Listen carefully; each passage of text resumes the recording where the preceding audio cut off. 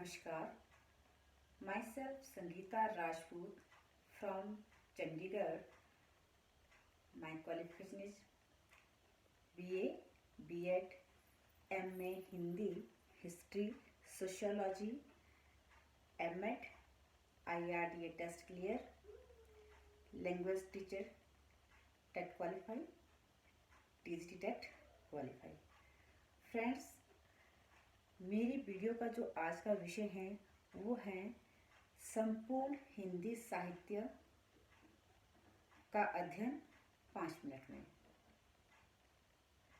Video शुरू करने से पहले मैं आपको ये बताना चाहूँगी कि अगर आपको मेरी वीडियो अच्छी लगती है तो इसे सब्सक्राइब कीजिए, शेयर कीजिए और लाइक कीजिए।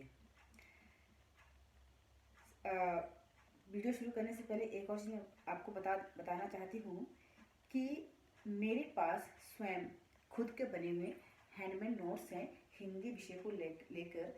अगर कोई भी कैंडिडेट नोट्स को पाना चाहता है तो मुझे मेरे व्हाट्सएप नंबर 9805 आप फिर से मैं नंबर को फिर से रिपीट करती हूँ 9805142520 पर व्हाट्सएप मैसेज करके नोट्स को आसानी से अपने तक मंगवा सकते हैं। और मैं गारंटी के साथ कहती हूँ कि जो मेरे नोट्स हैं आपको जो भी हिंदी विषय को लेकर जो भी आपका टेस्ट या कोई भी सरकारी नौकरी से संबंधित जो भी आप हिंदी विषय में टेस्ट देना चाहते हो तो ये आपके लिए जो मेरे नोट्स हैं ये बेनिफिशियल साबित होंगे।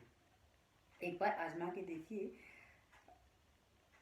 आज का जो टॉपिक है मेरी वीडियो का वो ये है संपूर्ण हिंदी साहित्य का अध्ययन सिर्फ 5 मिनट में। देखो बच्चों, सबसे पहले क्या होता है कि जब भी हम किसी भी सब्जेक्ट का किसी भी विषय का अध्ययन करते हैं तो सबसे पहले हमें उसके अंदर देखना होता है कि ये जो टॉपिक है, ये जो विषय है, ये एक्चुअल में चीज़ क्या है। जब तक आपको विषय की जानकारी नहीं होगी तब तक आपको उस विषय के अंदर जो तथ्य है, जो इम्पोर्टेंस जो टॉपिक है उसके अंदर वो क्या है वो मालूम नहीं होंगी। इसलिए सबसे पहले हिंदी का जो विषय है, हिंदी जो संपूर्ण साहित्य है, उसको सबसे पहले हम देखते हैं कि हिंदी का जो संपूर्ण साहित्य वो है क्या। आइए देखें, जो हिंदी है हमारा विषय उसको मोटे तौर पर 4 भाग में 4 कालों में बांटा गया है, जिसमें सबसे पहला काल है आदिकाल, दूसरा जो काल है वो है भक्ति काल, तीसरा है रीतिकाल और चौथा है आधुनिक काल। कितने हो गए? 4। सबसे पहले आदिकाल, भक्ति काल, रीतिकाल और आधुनिक काल। अब ये जो 4 काल हैं इनको फिर आगे अंदरूनी भागों पर अलग अलग रूप से अध्ययन की सुविधा के लिए डिवाइड किया गया है। अब सबसे पहले बात करते हैं आदिकाल की, ठीक है ना।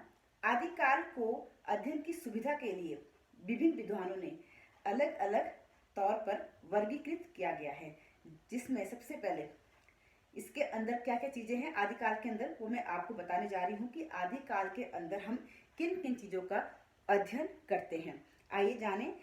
आदिकाल के अंदर रासो साहित्य, सिद्ध साहित्य, जैन साहित्य, नाथ साहित्य, लौकिक साहित्य और गद्य साहित्य का अध्ययन किया जाता है। अब ये जो रासो, सिद्ध, नाथ, जैन, लौकिक और गद्य साहित्य आदिकाल के अंदर जो पढ़ा गया है या पढ़ा जाना है आप लोगों के द्वारा, इसके जो कवि है वो भी अलग अलग दिए गए हैं उनके जन्मवार के, जो उनका जन्मवार है, जो उनका जन्म तिथि है उसके अनुसार, ठीक है। और अब दूसरा जो काल है वो है भक्ति काल। अब भक्ति काल को मोटे तौर पर 2 शाखाओं में बांटा गया है, निर्गुण भक्ति शाखा और सगुण भक्ति शाखा। जो निर्गुण भक्ति शाखा है अब इसको भी आगे 2 भागों में बांटा गया है। पहली ज्ञान मार्गी शाखा जिसको हम संत काव्य शाखा भी कहते हैं, और दूसरी है प्रेम मार्गी शाखा जिसको हम सूफी काव्य धारा भी कहते हैं।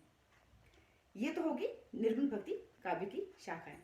और इसी के अंदर नेक्स्ट शाखा है सगुण भक्ति, ठीक है, सगुण भक्ति शाखा। अब सगुण भक्ति को भी आगे 2 भागों में बांटा गया है, राम भक्ति काव्य धारा और कृष्ण भक्ति काव्य धारा।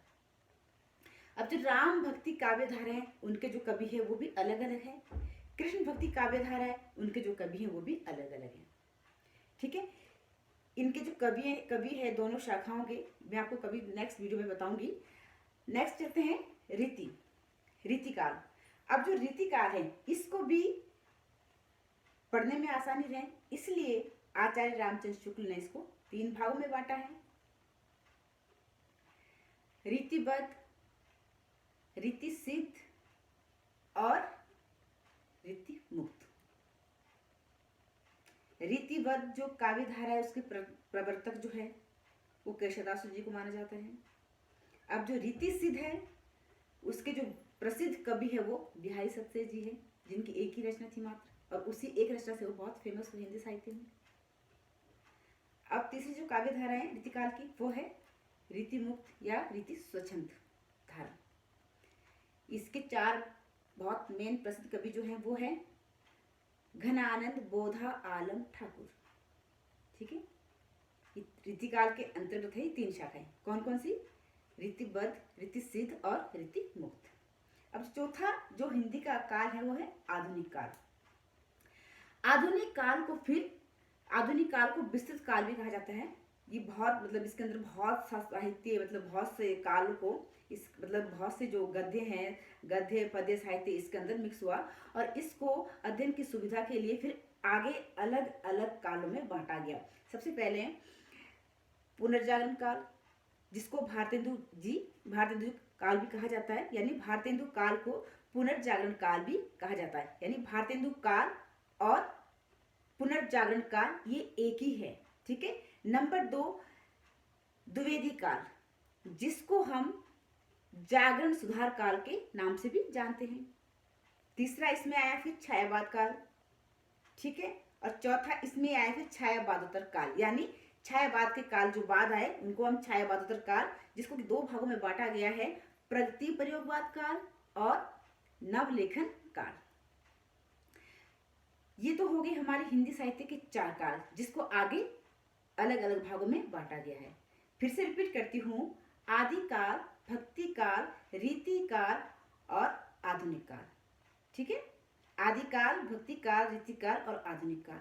इनका जो समय था बच्चों वो ये था कि आदिकाल का जो समय है जो कि सर्वमान्य समय है वो है 1050 यानी 1050 से 1375 तक आदिकाल का समय माना गया है, और 1375 से 1700 भक्ति काल का समय माना गया है।